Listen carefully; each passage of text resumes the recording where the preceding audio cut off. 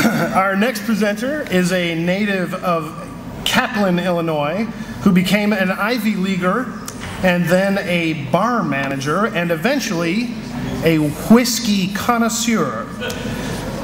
He wishes he had more time to play softball this summer, but tonight here to show us the way, please welcome Andy Borbely.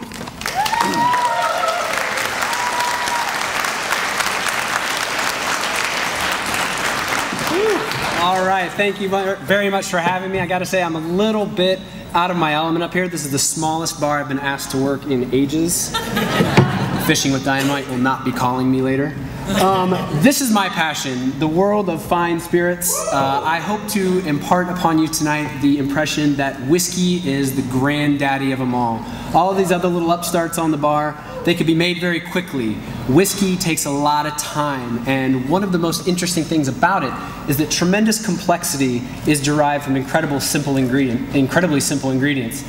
You start off with barley, water, yeast, and eventually you can get it to the point, if you're a master distiller, where you can taste the terroir where it came from. Go figure, the Klein Leach distillery is very grassy, very floral, very awesome. But I'm going to switch back and forth throughout this presentation between talking about Scotch and bourbon. They're both whiskeys. The definition of any whiskey is that it has to come from a grain, has to be distilled in an oak, or I should say distilled and then transferred into an oak barrel. This is actually a barley field. This is where Scotch whiskey and Sting songs are born. And this is the very root of what you're going to be drinking. And like I said, a lot of Scotch whiskeys can be smoky, peaty, oily. Some of them even give the descriptions of having characteristics of burnt, oily rope, and that's how they sell them. Others go more for the vanilla, toffee, caramel range.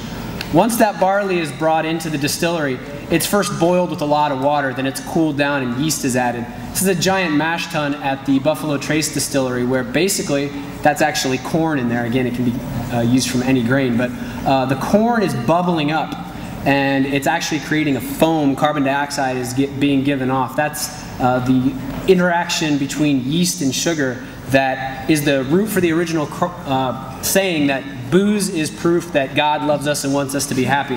Most people attribute that to Homer Simpson, but it goes back as far as the 15th century in one form or another. Once you've got that boiled alcohol sort of wort, you send it to some type of a still. And what's happening in here is that product has been strained, it's been sitting at the bottom of the still, and this is really where a lot of the magic happens. Because chemically you boil it. The first thing that happens is alcohol evaporates off, condenses at the top of that tube and drops down. One of the other things that happens though is like a lot of flavor components are coming off of that, esters and phenols on the floral side, and some of the oily, like smoky flavors that you can get as well. But the real magic is what happens here, and this is what separates whiskey from all of the other spirits out there. What's literally happening in the aging process is that whiskey is breathing into and out of these whiskey barrels, and that's why it takes time.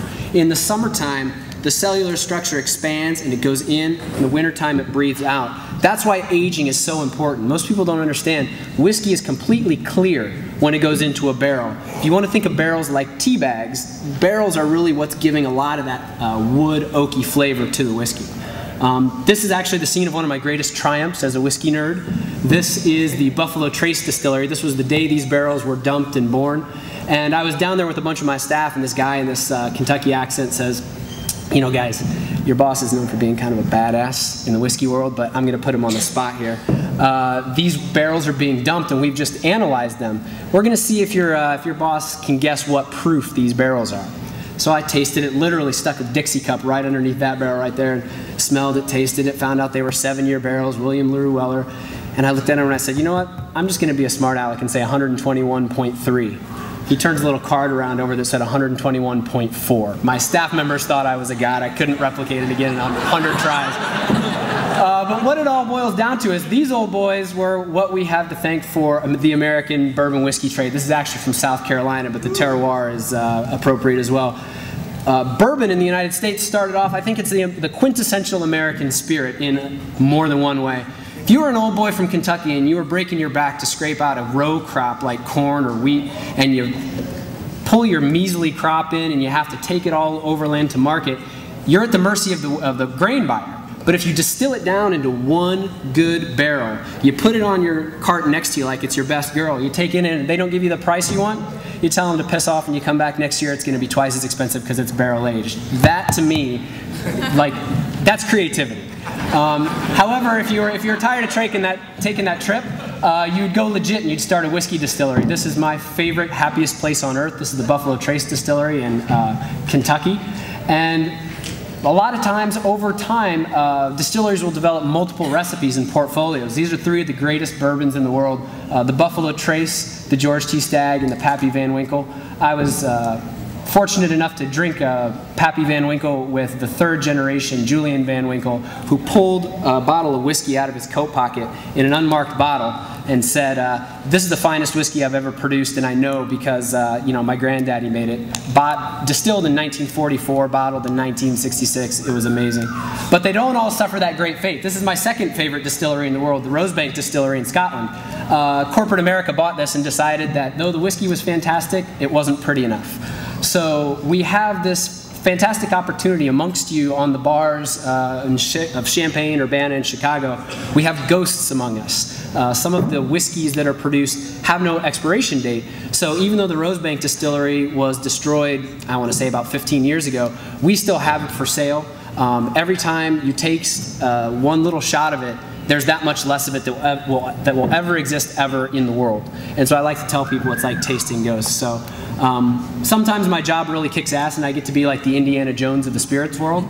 This is my favorite barrel of whiskey, and it is my favorite because I actually got to go all the way down to Kentucky and go in the bowels of one of those rick houses and hand select a barrel of our own private whiskey. And you just haven't experienced a whiskey high until you bought 43 gallons of it. That's pretty sweet. This is actually from another vacation that I took in Scotland. I motorcycled across the country trying to meet the very important people that have access to the one-time expressions.